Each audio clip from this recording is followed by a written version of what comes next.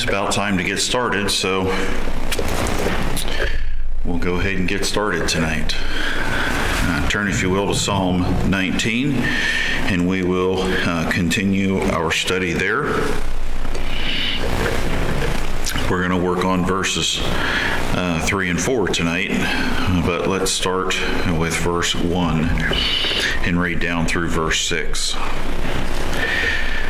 The heavens declare the glory of God, and the firmament sheweth his handiwork. Day unto day uttereth speech, and night unto night showeth knowledge. There is no speech nor language where their voice is not heard. Their line is gone out through all the earth, and their words to the end of the world. In them hath he set a tabernacle for the sun, which is as a bridegroom coming out of his chamber, and rejoiceth as a strong man to run a race. His going forth is from the end of the heaven, and his circuit unto the ends of it. There is nothing hid from the heat thereof. Let's bow for a word of prayer. Father, tonight as we continue to look into your word, we are impressed in our hearts with the fact that creation is constantly and consistently telling folks about you. And we should not be ashamed and be delinquent in our duties to do the same thing. Help us to take advantage of all of the opportunities to utter forth that which is honoring and glorifying to you and draws folks to your gospel. And we ask that you would touch hearts and lives as only you can. In Jesus' name we pray. Amen. Last Wednesday when we were together, we were finishing up verse 2. Day unto day uttereth speech, and night unto night showeth knowledge. And we finished with the phrase, shows knowledge. It does not produce it like the moon reflects the light of the sun. It doesn't produce its own light. And creation reflects the knowledge and the power and the glory of its creator. It doesn't produce its own. So over and over and over again, I just, for a few minutes this morning, I searched through the Bible a couple of things about that, and it's kind of impressive how many times, and also kind of sad how many times God had to tell his people not to worship the creation. Make sure you worship the Creator. And this psalm here, this poetry that's put together, is a reminder of that very thing. In and of itself, creation doesn't have anything worthwhile because it's all a reflection of who put it together, who designed it, and who upholds it and makes it run. And then we were talking about, showing what knowledge, and we talked about expanse and how it teaches us how big a God we have and how supreme he is because he rides on the heavens and we can't even see all of the heavens. We send the Hubble telescope out there, and years and years and years later, we're seeing far beyond what we ever could before, but we still have all these questions about how big solar systems are and how many stars there are, and we cannot see the edges of it. And yet he rides on it and he spread it out and holds it in his hand. It teaches us also what we're going to start with tonight is transcendence. He is high above creation. I am impressed more and more as I get older how there are certain things that limit us. All of what we do revolves around times and dates, and we schedule everything. And this time of year, our schedule is really full. And so I guess we're a little bit more careful because of running around to soccer games and practice and play coming up this weekend.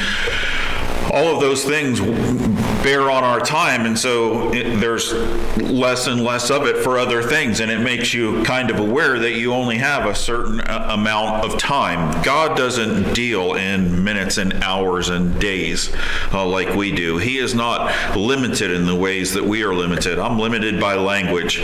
I know very, very little Spanish. Not even enough to converse with somebody or to get around anymore. And that's it. I don't know any other languages besides that. And he doesn't have that problem. He doesn't, not limited by customs in other places and things that they do. None of those things are a problem for him. But I want to look at 1 Kings 8 in verse 27.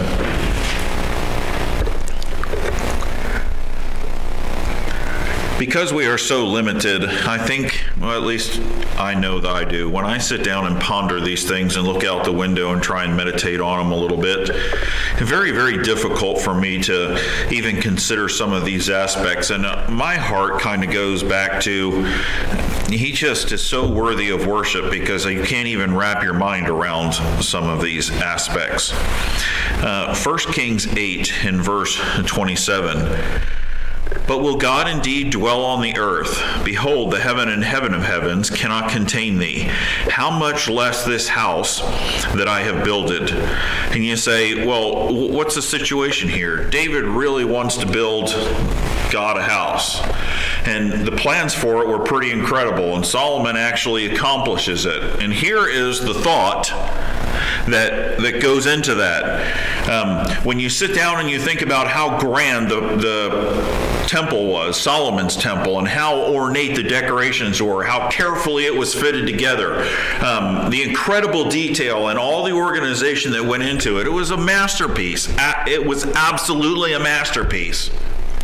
And yet, you look at this situation and he says, it still seems a little funny because here am I building this big, ornate, beautiful, grand thing that folks are going to walk by and say, wow, what an incredible, incredible temple.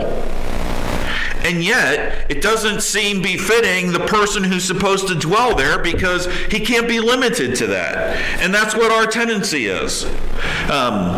In Sunday school, they were talking about the groves and the altars, and you build these houses for Baal to live in, and and you do all this crazy stuff. That is not the way our God operates. He is above and beyond everything. And if you think about it, the heaven and the heaven of heavens cannot contain thee. So how in the world is he supposed to dwell in this house? And yet the incredible thing about that is God chose to dwell in that house with his people. And go to Isaiah chapter 48 and verse 13.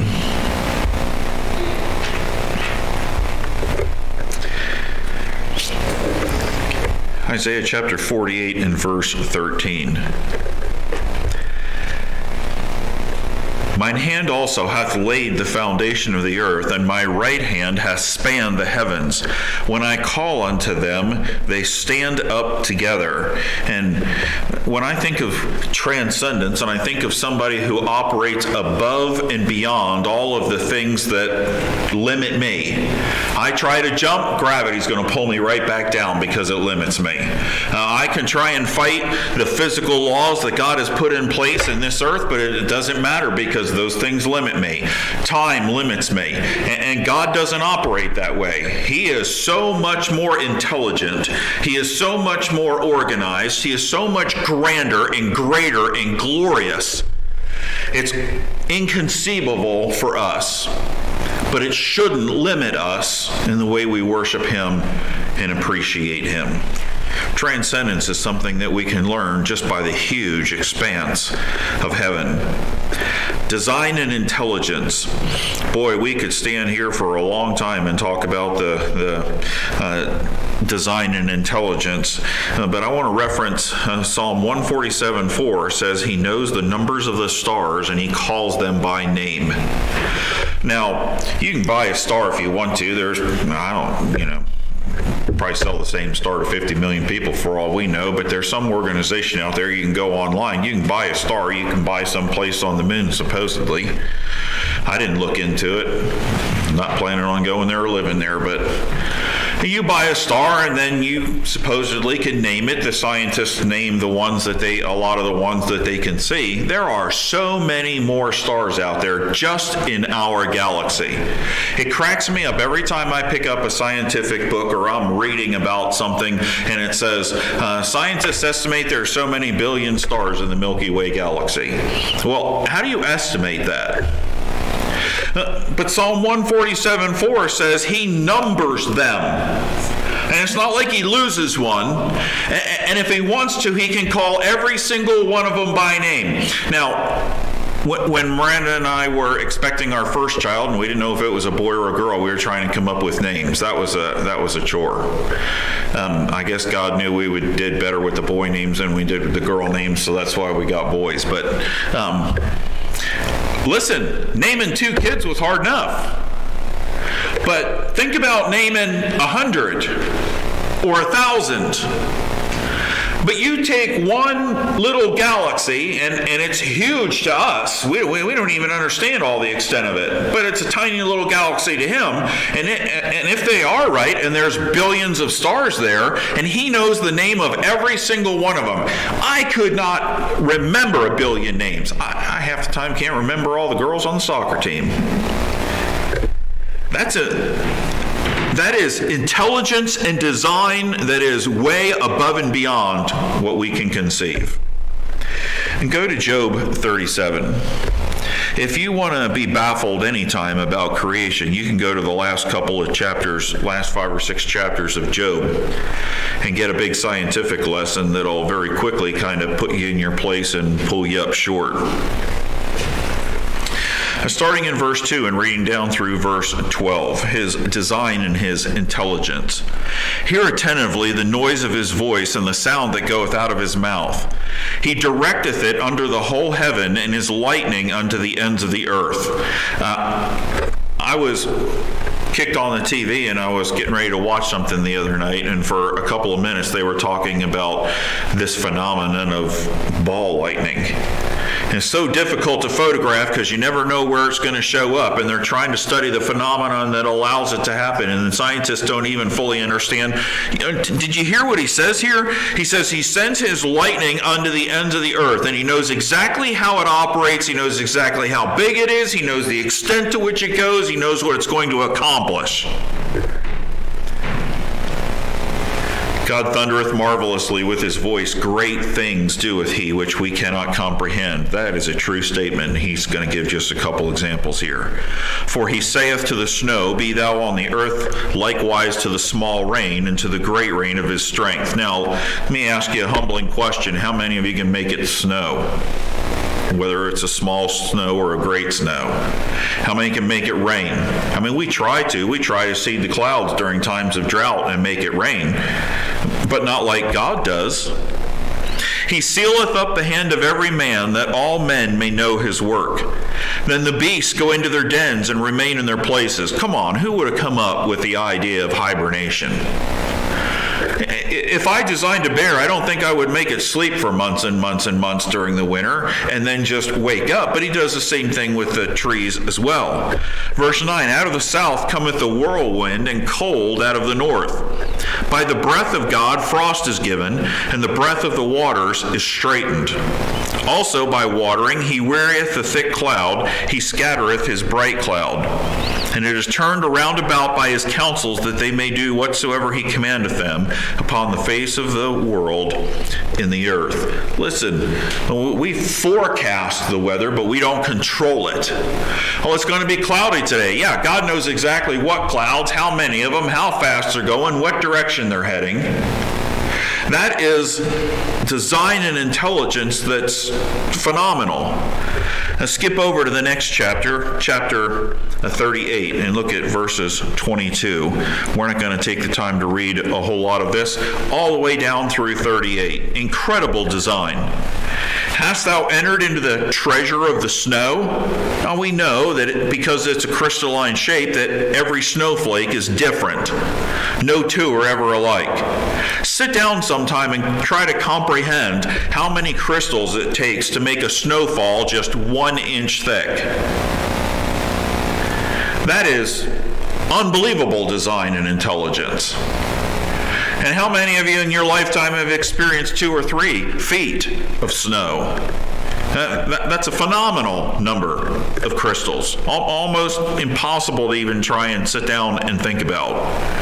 Or hast thou seen the treasures of the hail? Well, hold on a minute. How does a ball of water start to drop and then it freezes and it gets blown back up and freezes and blown back up and freezes? If it was so heavy that it started to fall, how in the world does it blow back up again and become bigger until you get sometimes something that's the size of a softball? It just doesn't seem like it makes any sense that a softball piece of ice can be blown around in the air currents until it gets that big before it falls to Earth. That's incredible design and intelligence. It's incredible. It defies anything we do. Like I said, we don't have the time. He talks about the rains and the water course, and we know here that it runs off the mountains and hits the river, and then before long it's gone and the river's back down again. And if we don't have some more, we have a low river. Think about the variety that he put on this earth. Just of flowers that are coming to life and trees that are coming to life. Think of the variety and the color of the animals. And not just in our country, but in other countries that we don't even get the opportunity to see unless we go to a zoo or we watch something on TV or see a picture. And think of all the variety of the things that you eat, the vegetables and the plants and all the berries and all the different things. That's incredible design and intelligence. And think about the adaptability. You can take one dog and you can leave him in a really hot environment like Miami, Florida, year after year, and they get short hair and they adapt to the heat. And you take another dog like the Huskies next door and you take them up to a cold place and they just 10 below zero, loving it. This ain't even cold. A dog is a dog is a dog. No, because of the adaptability and the intelligence and the design of a fantastic creator. How can two people get married and have 10 different kids and they all look different? That's incredible design and intelligence in being able to do that.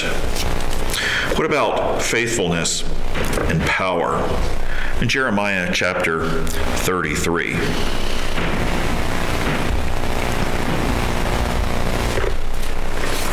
In verse 20. Thus saith the Lord, if ye can break my covenant of the day and my covenant of the night, that there should not be day and night in their season, then may also my covenant be broken with David my servant, that he should not have a son to reign upon his throne, and with the Levites, the priests, my ministers. Now think about that for just a minute. He is going to make a promise to David that his seed is going to stay on the throne forever and ever. And you say, well, they haven't had their own authority like that in a long time. Did God keep his word? Yeah, he absolutely kept his word, and he always will keep his word because he gave us a visible sign to know how faithful he is. If you can prevent the sun from coming up in the morning or going down in the evening, and you can break the cycle of a day or a night, then you can prevent me from doing what I said that I am going to do. And we all know that that's impossible. There's no way in the world we could break the cycle of the day or the night. Go back to chapter 31. Jeremiah chapter 31 and verse 35.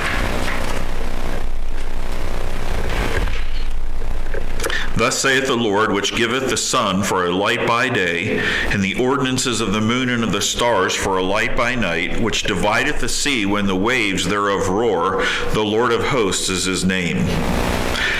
If these ordinances depart from before me, saith the Lord, then the seed of Israel also shall cease from being a nation before me forever.